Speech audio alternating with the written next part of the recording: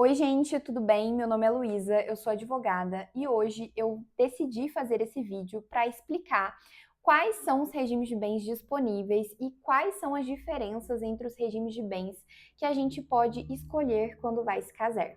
E para começar, a gente vai falar sobre o mais famoso, o mais conhecido, que é a comunhão parcial de bens. Esse regime, ele é a regra no direito brasileiro. Isso significa que se você não faz um pacto antinupcial escolhendo outro regime, é esse que vai ser aplicado. E para esse regime, a regra que a gente vai ter do impacto que vai gerar é que tudo aquilo que for adquirido durante o casamento de forma onerosa é de vocês dois.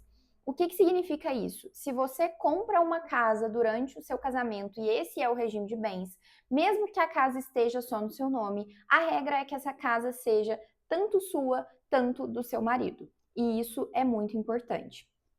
E aí, nesse caso, neste regime, a gente não tem a divisão de heranças que são recebidas durante o casamento ou de doações que são recebidas dentro do casamento, porque a gente tem a palavrinha mágica onerosamente. E um ponto muito importante no caso deste regime é o seguinte: quando a gente fala de partilha, a gente não vai partilhar só os bens, a gente vai partilhar dívidas também. Então, as dívidas que foram contraídas, em regra, elas serão divididas entre você e entre o seu marido, mesmo que você não tenha feito, mesmo que você não tenha utilizado. A regra deste regime é que se partilham as dívidas também. E aí, a letra da lei vai falar das dívidas que são convertidas em prol da família, mas na prática, a prova disso tem que ser feita por você. E isso complica bastante e acaba, às vezes, fazendo com que pessoas sejam responsabilizadas pelas dívidas do seu marido, por exemplo. Dito isso, outro ponto dentro desse regime que gera muita confusão é o seguinte: ah, não, Luísa, mas eu tenho uma casa antes de me casar e aí durante o casamento eu vendo essa casa e compro outra. Eu preciso partilhar essa casa nova? Em regra, não precisa. Mas qual que é o grande problema aqui também? A gente vai ter casos em que o juiz vai pedir para você comprovar a origem desse dinheiro e às vezes a pessoa não consegue comprovar a origem desse dinheiro.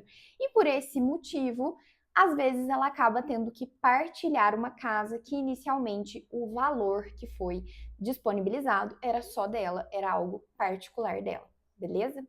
E aí a gente já parte para o outro regime, que é o regime da comunhão universal de bens. Esse aqui, gente, a regra é que tudo se partilha. Então, se você receber herança, se você receber doação, aqui a doação só não vai entrar se ela vier com uma cláusula de incomunicabilidade, mas a regra aqui é que tudo se partilha.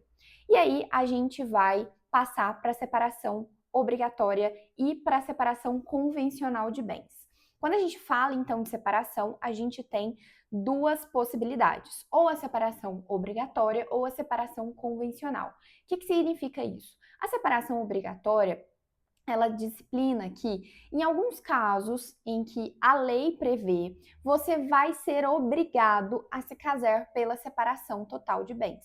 E nesses casos, a separação que vai estar lá na sua certidão de casamento é separação obrigatória de bens. Então, um exemplo de casos em que a separação é obrigatória. O casal que vai se casar, mas ainda não terminou a partilha de bens de um casamento anterior. Então, ele necessariamente precisa se casar pela separação obrigatória. E nesse caso, a ideia aqui é que nada vai comunicar. Então, nem os bens adquiridos antes, nem os bens adquiridos durante. Nesse caso da separação obrigatória, a gente tem algumas exceções quando a gente vai falar no caso de falecimento, mas como esse vídeo não é sobre falecimento, a gente não vai mencionar aqui agora.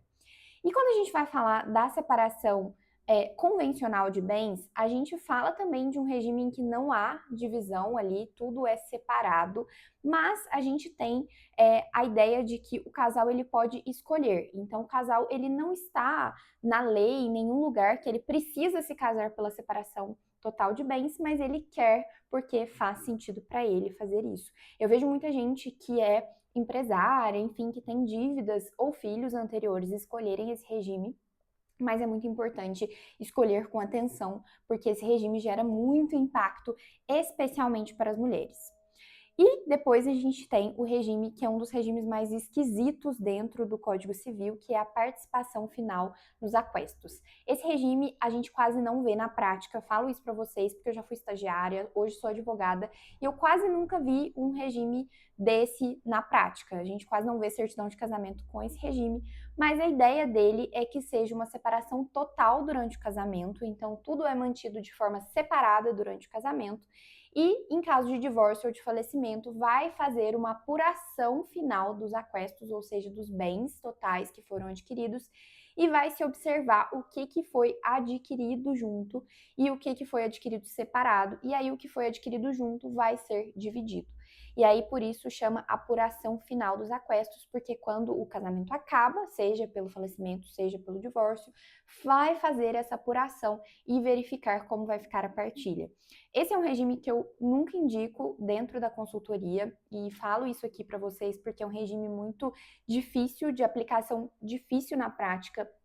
A gente tem outros regimes que são melhores e existem alternativas melhores do que escolher este regime para o seu casamento.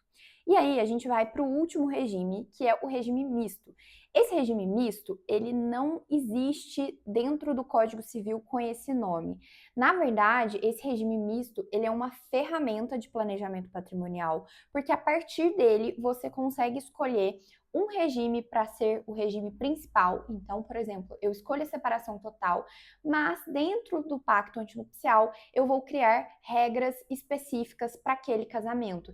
Então, essas regras, elas serão feitas de acordo com o contexto do casal, de acordo com o que o casal vivencia, de acordo com os projetos daquele casal. Então, por exemplo, eu já fiz inúmeros pactos antinupciais e dentro deles a gente estabeleceu a separação total de bens, mas a gente estabeleceu a comunicabilidade de determinado bem, como por exemplo a casa em que o casal vai morar. A gente estabelece regras específicas para os casos de financiamento. A gente pode estabelecer regras específicas para os casos em que a mulher ela abandona o emprego para cuidar dos filhos. Então, tudo isso é possível dentro do regime misto com um pacto antinupcial bem feito. E isso é muito importante porque essa escolha é a escolha mais importante da sua vida. E é fato, e eu falo isso porque eu faço muitos divórcios e muitos planejamentos patrimoniais, que um casal que faz um planejamento patrimonial bem feito, ele tem mais chance de dar certo, porque ele vai conversar mais e vai definir as regras do jogo. E isso faz, sem dúvida, toda a diferença.